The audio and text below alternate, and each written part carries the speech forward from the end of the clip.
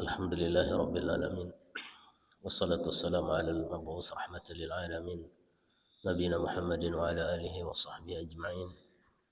يقول الله جل في علاه: يا أيها الذين آمنوا اتقوا الله حق تقاته ولا تموتن إلا وأنتم مسلمون.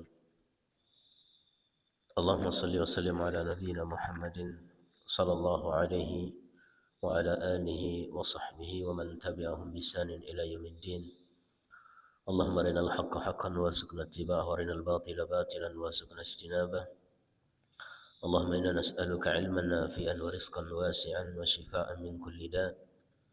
اللهم لا تدع لنا ذنبا إلا غفرته ولا دينا إلا قضيته ولا مريضا إلا شفيته ولا حيرانا إلا دللته ولا ضالا إلا هديته ولا حاجة من حوائج الدنيا إلا قضيته. اللهم إنا نسألك الجنة وما قرب إليها من قول أو عمل ونعوذ بك من النار وما قرب إليها من قول أو عمل. اللهم اجعل ما تعلمنا في هذه الليلة حجة لنا ولا علينا. أما بعد. Para jemaah yang dimuliakan oleh Allah Subhanahu wa taala, melanjutkan baca kitab Matan Ghayah wa Taqrib dalam mazhab Syafi'i yang dikarang oleh Syekh Al-Qadhi Abu Syuja' rahimahullah taala. Beliau mengatakan wal khul'u jaizun ala 'iwadin ma'lum. Khulu diperbolehkan jika ada tebusannya yang itu maklum. Para jemaah yang dimuliakan oleh Allah Subhanahu wa taala, ketika tolak itu atau cerai itu adalah di tangan laki-laki, dan tentunya dengan melalui beberapa proses yang sudah kita sebutkan. Yang pertama, fa'idhuhunna, kalau istrinya membangkang hendaknya dinasihati. Kemudian wahjuruhunna, didiamkan, dicueki. Kemudian wadribuhunna, yang ketiga barulah dipukul. Nah, pukulannya itu mendidik. Kemudian yang keempat, fab'asu hakama min ahli wa hakama min ahliha.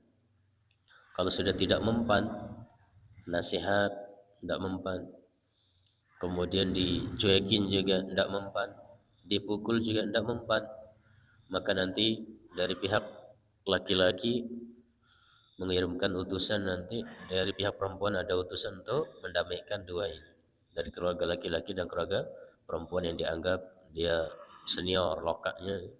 Nanti dia akan mendamaikan dua orang. Kalau tidak bisa berdamai, ya sudah akan lari ke tahap yang terakhir, yaitu tolak. Itu adalah hak laki-laki. Jadi cerai itu adalah hak laki-laki.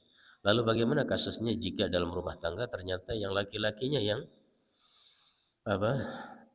banyak bermasalah, sehingga istrinya yang menderita, istrinya tidak pernah dikasih nafkah atau dizalimi fisik dan hatinya, misalnya tidak pernah diberikan haknya, baik itu nafkah batin atau nafkah zahir. Apa di sini yang diberikan oleh Islam untuk perempuan dalam keadaan seperti itu? Maka ada namanya khulu. Apa itu khulu? Firaquz zawjah bi'iwadin. Jadi si istri nanti boleh minta cerai kepada pengadilan atau kepada KUA dengan apa? Dengan syarat dia ganti rugi mas kawin yang dulu diberikan oleh suaminya. Itu namanya khulu. Dan ini diperbolehkan oleh Allah Subhanahu wa taala dalam surah Al-Baqarah ayat 229, fa in khiftum alla yuqima hududallah. Jika kalian takut, khawatir tidak bisa untuk menegakkan batasan-batasan Allah, kalian pasti akan langgar dengan kelahi lah, ribut lah, dengan berkata kotor dan yang lainnya. Udah tidak ada kenyamanan lagi dalam rumah tangga. Fala junaha alaihi fima iftadat bih, maka tidak apa-apa berpisah, kata Allah, fima iftadat bih, dengan syarat si perempuan ini membayar tebusan atau ganti. Dan hulu ini terjadi bisa jadi karena salah satu dari dua pasangan itu akhlaknya kurang baik, misalnya suaminya akhlaknya kurang baik, atau suaminya ini agamanya kurang, dia meninggalkan sholat, dia suka mabuk, berzina, judi dan yang lain. Maka dalam posisi seperti ini, apakah istri langsung minta hulu? Tidak. Doakan suaminya dulu, doakan suaminya supaya dapat hidayah, sabar, lihat hasilnya berapa bulan. Kalau tidak bisa lagi, bahkan itu akan buat anak-anak juga akan semakin lelah mendengar pertengkaran kedua orang tuanya. Nah, barulah dia istikharah, minta pilihan kepada Allah untuk menuntut haknya yang berupa khulu. Dan khulu yang pertama kali dilakukan dalam Islam adalah dilakukan oleh istri Sabit bin Qais ibnu Syammas. Atat Nabi sallallahu alaihi wasallam. Sebagaimana dalam riwayat Imam Bukhari, dia mendatangi Nabi sallallahu alaihi wasallam. Faqalat, "Ya Rasulullah, Sabit bin Qais la aibu alaihi fi khuluqin wa waladini." Wahai Rasulullah, Sabit ini, nama suaminya, saya tidak mencela dia pada akhlak dan agamanya. Walakin akrahul kufra fil Islam. Tapi saya khawatir nanti saya akan kufur setelah Islam. Kenapa? Karena istrinya ini tidak menyukai Sabit. Karena Sabit ini fisiknya agak kurang. Fisiknya agak kurang. Jadi bukan masalah akhlak, bukan masalah agama, tapi ini masalah fisik. Sehingga apalagi kalau itu masalah akhlak atau masalah agama, tentunya lebih aula, lebih pantas untuk minta khulu. Faqala lahu Nabi sallallahu alaihi wasallam, aturdina alaihi hadiqatahu. Mau ndak kamu balikkan kebunnya? Wa kana qad aslaka hadiqatan, karena Sabit memberikan mas kawin kepada dia, kepada istrinya ini berupa kebun. Qalat na'am, ya, kata istrinya ini. Faqala Nabi sallallahu alaihi wasallam, iqbalil hadiyah wa farikha. Maka Nabi sallallahu alaihi wasallam berkata kepada Sabit, terima lagi itu kebun itu, mas kawin itu, kemudian ceraikan dia. Ceraikan dia. Nah, ini namanya khulu. Dan sekali lagi khulu ini bisa karena suaminya ini kurang sekali dalam masalah akhlak, masalah agama, atau mungkin ada sesuatu yang buat istrinya tidak suka sekali sama si suami, apalagi mungkin dia dijodohkan dulu misalnya. Maka kalau memang dia takut nanti tidak mau taat sama suaminya, kufur istilahnya dia, maka di sini boleh dia minta. Apakah khulu ini termasuk cerai ataukah pisah biasa? Ini ada dua pendapat para ulama. Pendapat yang pertama, ini mayoritas para ulama mengatakan khulu ini adalah cerai, tolak bain, ya, tolak yang sudah putus. Artinya kalau dia mau balik lagi boleh, tapi harus dengan akad nikah baru dan mas kawin baru. Itu kalau khulu. Pendapat yang kedua, ini pendapat Imam Syafi'i dalam pendapat lamanya, qaul qadimnya, dan juga sebagian ulama Hanabilah, itu termasuk pisah biasa. Pisah biasa, bukan termasuk cerai. Tapi pendapat yang pertama lebih kuat, itu dianggap dia sudah cerai. Dianggap sudah cerai. Lalu bagaimana iddahnya wanita yang khulu ini? Ini dari sahabat Rubai binti Muawiyah bin Afra radhiyallahu anha, anna Sabit bin Qais. Jadi ini anunya perincian kasus yang tadi. Sabit bin Qais ibnu Syammas daraba imra'atahu fakasara yadaha. Sabit ini memukul istrinya sampai tangannya patah. Jadi itu penyebabnya. Kalau dalam berita yang lain, Sabit ini memang fisiknya dia kurang, sehingga bisa jadi karena fisiknya kurang sehingga istrinya ini tidak terlalu mau taat sama dia, sehingga Sabit ini marah kemudian dipukul tangan istrinya sampai patah. Wahia Jamilah bintu Abdullah bin Ubay. Istrinya ini namanya Jamilah bintu Abdullah bin Ibni Ubay. Anaknya Abdullah bin Ubay tokoh munafik. Tapi anaknya dia, putrinya ini muslim, taat, muslimat. Fa'ata akhuha yastakihi ila Rasulullah sallallahu alaihi wasallam. Akhirnya ini Jamilah ini istrinya Qais, karena dipukul tangannya, dia mengadu kepada saudaranya, saudara laki-lakinya, kemudian diajak kepada Rasulullah sallallahu alaihi wasallam. Farsala Rasulullah sallallahu alaihi wasallam ila Sabit. Farsala Rasulullah sallallahu alaihi wasallam ila Sabit. Akhirnya Nabi mengutus seorang untuk memanggil Sabit, suaminya. Faqala la khudh alladhi laha alayki wa khall alayka wa khalli sabilaha. Maka Nabi berkata kepada Sabit, ambil mas kawinmu yang dulu dan udah lepaskan dia, artinya ceraikan dia. Qala na'am, maka Sabit mengatakan ya. Fa amara Rasulullah sallallahu alaihi wasallam an tatarabbasa hadatan wahidatan fatalhaqa bi ahli. Kemudian Rasulullah SAW menyuruh istrinya ini, yaitu Jamilah, untuk menjalani masa haid sekali haid, masa iddah sekali haid saja. Sekali haid. Jadi istri yang sudah minta khulu ke pengadilan, minta gugat cerai, kalau istilah kita khulu, gugat cerai, setelah dia cerai gitu, maka masa iddahnya cuma sekali haid. Nunggu dia haid sekali, setelah dia haid sekali boleh dia nikah sama yang lain. Jadi tidak nunggu sampai 3 kali haid seperti talak-talak yang lain atau cerai-cerai yang lain. Cukup sekali. Ini kalau wanita yang khulu atau gugat cerai suaminya. Nah. Berkata Ibnu Abdul Bar, jumhur ahli ilmu la sabila lahu ilaihi illa biridha minha. Tidak boleh mereka kumpul lagi kecuali kalau si istri ini ridho. Dia ridho untuk nikah lagi. Wa nikahin jadidin, tapi dengan harus nikah baru, wa sadaqin ma'lumin, dan juga dengan mas kawin yang baru yang jelas juga. Ini kalau mereka kemudian nyesel atau mau balik lagi boleh, tapi harus dengan akad nikah dan mas kawin yang baru. Dan masalah khulu ini tidak boleh juga gampang-gampang. Seorang wanita dimarahi sedikit minta gugat cerai, dipukul pantatnya sedikit sama suaminya langsung lapor KDRT. Ini tidak boleh. Sebagaimana hadis riwayat Abu Daud, Imam Tirmidzi, Ibnu Majah dari Sauban, Rasulullah SAW bersabda, ayyuma imra'atin sa'alat zawjaha talaqan fi ghairi ma ba'sin. Wanita mana saja yang menuntut, meminta kepada suaminya untuk cerai min ghairi ma ba'sin, padahal tidak ada alasan yang dibenarkan secara syariat, faharamun 'alaiha raihatul jannah, maka haram bagi si wanita mencium bau surga. Alhamdulillah. Ya. Karena zaman sekarang sedikit-dikit lapor KDRT, dikit-dikit minta cerai, tidak boleh. Ya namanya suami juga kadang tidak sengaja mukul sehingga ada mungkin bekas luka sedikit, tidak sengaja. Tapi kalau terus-terusan lah baru dalam Islam juga tidak diperbolehkan, haram. Boleh istrinya minta cerai. Tapi kalau sekedar tidak sengaja saja maka jangan langsung kemudian gugat-gugat cerai suaminya. Kemudian dari Uqbah bin Amir, marfu'an dari Uqbah bin Amir secara marfu' kepada Nabi sallallahu alaihi wasallam, Nabi sallallahu bersabda, innal mukhtali'at hunnal munafiqat. Wanita-wanita yang suka minta hulu, minta gugat cerai itu apa alasan yang dibenarkan, mereka adalah wanita munafik. Mereka adalah wanita munafik. Kemudian kita masuk ke bab tolak atau bab cerai. Nah, masalah ini kalau kita tidak perdalam ini sering kita keliru dalam masalah ini. Sering kita juga melampaui batasan-batasan Allah Subhanahu wa taala. Berkata Syekh, wa talaqu darban. Talak itu ada dua macam. Sharihun wa kinayatun. Ada yang lafaznya jelas tolak, ada juga yang kiasan.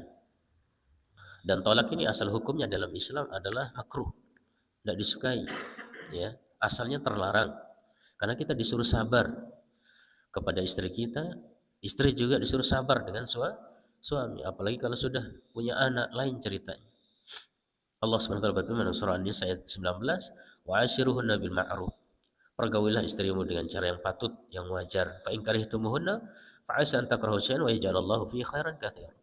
Kalau kalian tidak suka akhlaknya mungkin atau yang lain, ada yang kalian tidak suka dari dia, bisa jadi kata Allah, dengan apa yang kalian tidak suka itu Allah menjadikan di sana justru pahala yang besar. Kenapa? Karena kita sabar atas kekurangannya di tempat tersebut. Dia pintar masak tapi ya cerewet misalnya. Kalau kita sabar dengan cerewetnya dapat pahala. Atau ada akhlaknya yang lain mungkin yang kurang kita sukai. Dia tidak bisa masak misalnya. Sabar. Ya, bisa jadi Allah di sana memberikan jalan kita sebagai suami untuk masak supaya pahala kita banyak. Karena kita masak untuk anak-anak, untuk dia juga. Ya, di sana dituntut kita untuk banyak sabar. Karena bisa jadi apa yang kita tidak suka pada satu akhlak kita juga akan senang dengan akhlak yang lain. Karena perempuan ini tidak ada yang sempurna.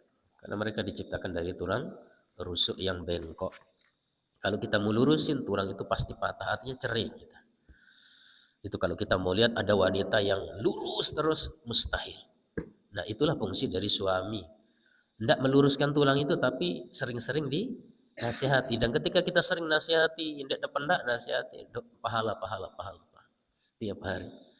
Makanya Allah tidak menjadikan wanita itu lurus supaya suamilah yang terus menasihati. Artinya apa? Suami juga dituntut lebih paham agama daripada istrinya. Bagaimana suami mau mendidik istrinya kalau suaminya sendiri tidak punya ilmu agama? Makanya Nabi SAW sering mengatakan kepada bapak-bapak ini yang punya anak perempuan, fadfar bidzatiddin, cari menantu yang paham agama, taribat yadam, kalian akan beruntung. Berarti kebalikannya, kalau sekedar dapat menantu pegawai, PNS atau pengusaha tapi tidak paham agama, kalian akan rugi. Kalian akan rugi karena bagaimana dia bisa mendidik istrinya menuju surga kalau dia sendiri tidak tahu jalan menuju surga Allah Subhanahu wa taala. Kemudian juga Allah SWT berfirman, "Fa in ata'nakum fala tabghu 'alaihinna sabila." Dalam surah An-Nisa 34, kalau istri kalian sudah taat, patuh sama kalian setelah dinasihati, fala tabghu 'alaihinna sabila. Jangan kalian cari cara-cara yang ndak lagi untuk menyalahkan dia. Innallaha kana 'aliyan kabira. Sungguhnya Allah kana 'aliyan, maha tinggi lagi maha besar. Maksudnya apa? Allah kuasa untuk membalas suami yang zalim kepada istrinya. Kemudian dari Jabir bin Abdullah radhiyallahu anhu kalau Rasul mina iblis atau arsy alal ma. Iblis. Iblis yang di zaman Nabi Adam, kalau Nabi Adam sudah meninggal, kalau iblis masih ada sampai sekarang. Karena dia sudah minta kepada Allah untuk ditangguhkan, Rabbi antarni ila yaumi yub'atsun. Ya Allah, berikan tangguh saya umur saya supaya sampai saya hidup sampai hari kiamat. Iya, hanya dia diberikan. Iblis sekarang meletakkan sigasanya di atas air. Ya, kerajaan iblis ada di atas air. Summa yab'asu sarayahum, kemudian dia mengirim pasukannya. Fadanahu minhum manzilatan 'adhamuhum fitnah. Yang paling rendah, bawahannya yang paling rendah, pangkatnya, levelnya adalah yang paling banyak bikin fitnah di antara manusia. Yang paling banyak memprovokasi manusia, itu masih rendah dia pangkatnya di sisi iblis. Ya. Manusia-manusia yang suka suka mencela pemerintah, ini yang bikin provokasi. Ini juga bala tentara iblis atau orang-orang yang dia merusak masyarakat lewat pikiran-pikirannya, ya. Nah, ini juga penyebab fitnah. Yaji ahadum fayakun fa'atu kadza wa fayakun masra'ata syai'. Mereka lapor kepada iblis, "Oh, saya begini, saya sudah ngaco di masyarakat saya juga." Lewat teman-teman tentara manusia juga. Apa kata iblis? Masra'ata syai'. Itu belum apa-apa kata iblis. Belum apa-apa. Qal summa yaju'adum fayaqul. Kemudian salah satu anak buahnya berkata, "Ma taraktuhu hatta farraqtu bainahu wa baina imra'ati." Wahai iblis, saya meninggalkan orang itu dalam keadaan dia sudah cerai dengan istrinya. Saya hancurkan rumah tangganya. Itu kata syaitan. Syaitan yang anak buahnya iblis. Qal fayudnihi minhu. Maka iblis mengatakan, sini dekat saya. Wa yaqul ni'ma anta. Ini kamu orang hebat kata iblis. Jadi kalau sekedar masih bikin ribut di masyarakat itu belum apa-apa kata iblis. Tapi kalau sudah membuat suami istri bercerai itu hebat kata iblis. Kenapa? Dengan bercerainya suami istri maka anak-anak akan terlantar. Kalau keluarga sudah hancur berantakan, masyarakat akan berantakan. Akan terjadi pemusuhan, mantan mertua, mantan menantu, ada aja perasaan yang tidak enak. Asal dari cerai itu adalah terlarang atau makruh. Tetapi Islam juga tidak membiarkan kemudian ada perahu rumah tangga yang kemudian terombang-ambing, kena badai kemudian dibiarkan begitu saja tanpa ada solusi. Maka diberikanlah solusi terakhir berupa perceraian. Dan ini sesuatu yang diperbolehkan dalam kondisi yang sangat genting sekali. Syekh mengatakan wa talaqu darban. Tolak itu ada dua macam. Ada yang sharih jelas, yang itu orang paham kalau dia mengatakan itu berarti itu sudah cerai. Misalnya kalau bahasa Indonesia cerai. Kalau bahasa Sasaknya apa? Sayang. Hatta dia memain bilang sayang, aku sayang kamu jatuh. Kalau sudah jelas itu dia pakai sayang. Kalau dia rimpe apa dia? Apa? Sarak. Lamun kena sarak geri, jatuh sudah. Walaupun dia main. Salah satun jadduhunna jiddun wa hazluhunna jiddun. Ada tiga hal yang main-main jatuh, serius dia jatuh. Salah satunya adalah cerai. Lamun kena sarak, sudah jatuh. Atau dia bahasa Indonesia saya cerai, jatuh walaupun dia main. Enggak butuh niat. Yang kedua, kinayah, ada yang kiasan. Nah, kiasan ini yang butuh kita tanya apa maksudnya. Misalnya kalau bahasa Indonesia contoh yang kiasan apa? Kita pisah saja. Apa maksudnya? Apa pisah selamanya atau pisah tidur malam ini kan udah jelas. Atau kalau dirempe apa dia bilang? Ule-ule wah tono. Nah, itu kiasan tidak jelas apa maksudnya, perlu untuk ditanya. Sebagaimana juga ini pernah Nabi SAW ini menceraikan istrinya. Pernah. Nabi pernah menikah sama Ibnatul Jawn namanya, putri salah seorang bangsawan, lagi agak sombong. Dia agak sombong wanita ini sehingga Nabi mengatakan ilhaqi bi ahliki. Ilhaqi bi ahliki. Sudah pulang saja.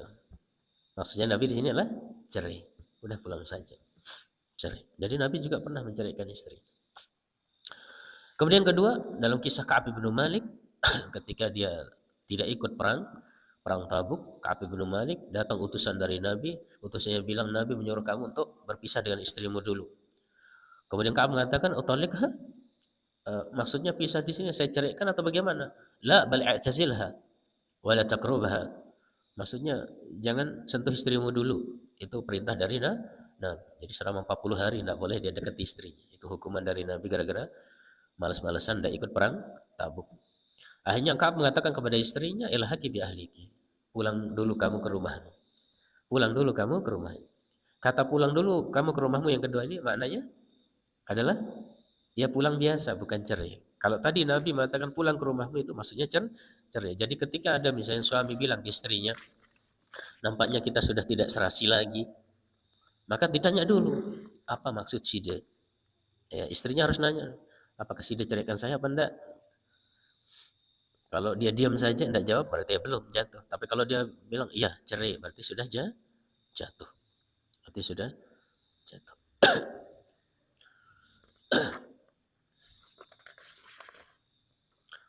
Wa kullu ladbin ihtamala talaq wa ghayruhu wa yaftakiru ila an-niyah wal kinayah dan kiasan fasarih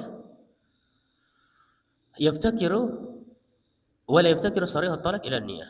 Kalau sudah dia pakai kata-kata yang jelas cerai atau syarat itu maka tidak butuh niat kata saya. Jatuh langsung. Baik itu niatnya sungguhan atau main-main, tidak boleh.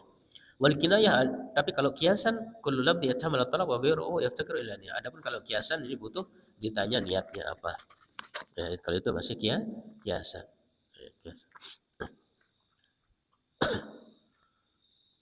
Kalau di Lombok Timur biasanya dia bilang seang. Nah, kalau seang itu udah jelas. Sarak kalau sini.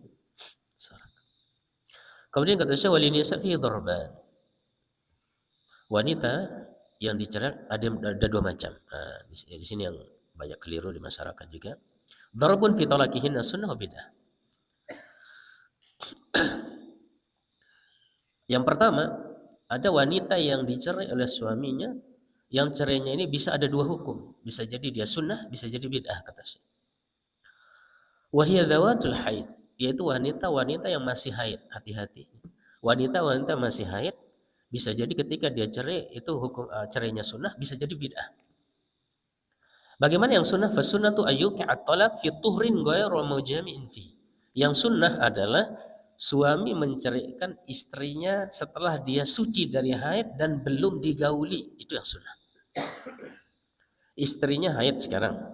Istrinya haid, kemudian suci. Setelah suci, dia belum gauli istrinya ini kemudian dicerai. Inilah cara cerai yang sunnah. Maksudnya apa? Yang sesuai dengan aturan Allah dan Rasulnya, itu masuk sunnah.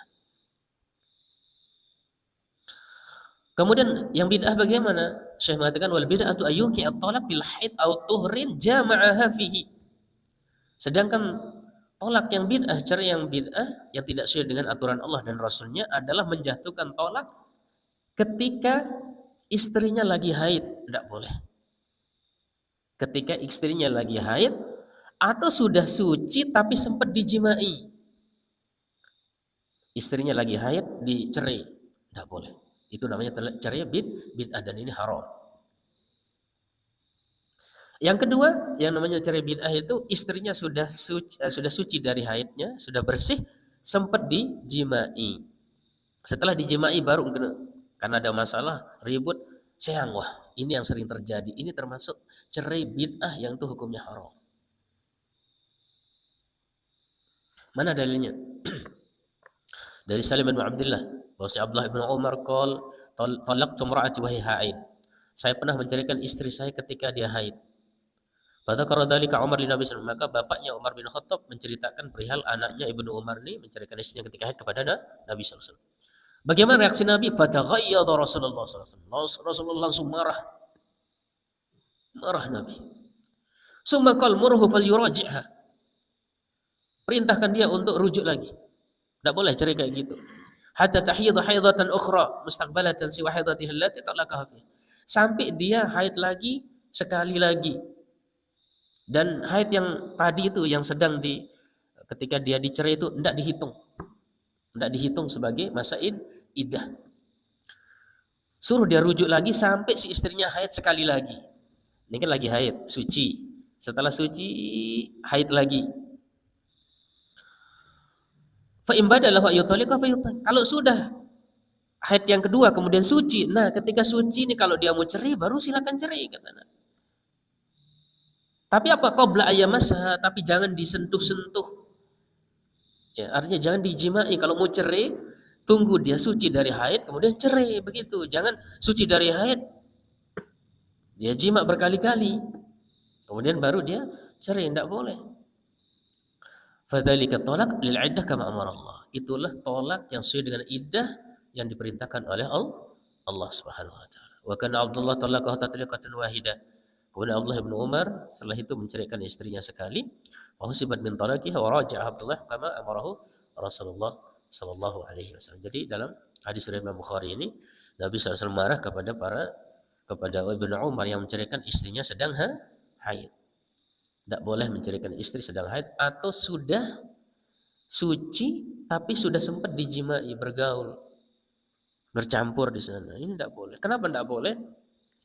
Karena ketika dicerai sudah sempat digauli, maka bisa jadi sudah berisi, ya benda. Ada kemungkinan sudah berisi, apalagi baru suci dari haid, subur-suburnya. Kemudian dijimai, setelah dijimai dicerai, maka ini nanti kalau dia berisi akan memperpanjang masa iddah si istrinya yang sudah dicerai itu. Yang harusnya 3 kali haid atau 3 kali suci menjadi apa? Nunggu sampai dia melahirkan kalau dia sudah berisi. Jadi tambah lama dia juga nikah lagi. Masalahnya harusnya selesai 3 kali haid dia selesai boleh dia nikah lagi. Ini nunggu sampai dia melahirkan anak itu. Gara-gara apa? Sudah dicampuri duluan. Begitu juga menceraikan wanita ketika haid. Ini juga tidak boleh. Yang pertama, wanita sangat labil ketika haid itu. Sangat mudah marah, sangat mudah emosi karena itu pembawaan orang lagi haid. Sehingga kita suami sabar, tidak boleh menceraikan wanita ketika haid. Dan itu termasuk cerai yang bid'ah yang tidak sesuai dengan aturan Allah dan Rasulnya dan hukumnya haram dalam semua madhab. Yang sudah tua sudah tidak haid lagi, maka yang seperti ini boleh atau istrinya sedang hamil. Ya, 3 itu. Istrinya belum haid artinya masih di bawah umur. Atau yang kedua, istrinya sudah menopause. Istrinya sudah menopause, sudah tidak haid lagi. Atau yang ketiga, istrinya sedang hamil. Maka boleh diceraikan. Maka boleh. Okay. Boleh ceraikan istri lagi hamil, boleh. Yang tidak boleh menceraikan istri ketika haid, itu yang tidak boleh. Okay. Karena kalau dia sudah hamil kan jelas masa iddahnya adalah selesai melahirkan. Tapi kalau sedang haid atau sudah suci kemudian dijima, ini kan tidak jelas. Bisa jadi lama. Dan ketika menceraikan istri ketika haid ketika dicerai itu tidak dihitung dia. Istrinya haid kemudian dicerai ketika haid itu. Haidnya masih 7 hari, tidak dihitung 7 hari. Hitungannya adalah setelah suci itu. Jadi tambah lama masa iddah. Baik. Insyaallah kita akan bahas selanjutnya. Terus gimana terus kalau yang diceraikan istrinya dengan cara bid'ah tadi, apakah jatuh atau tidak? Insyaallah kita bahas pada pertemuan selanjutnya. Wallahu taala bissawab. Wassallallahu ala nabiyina Muhammad wa ala alihi wasallam.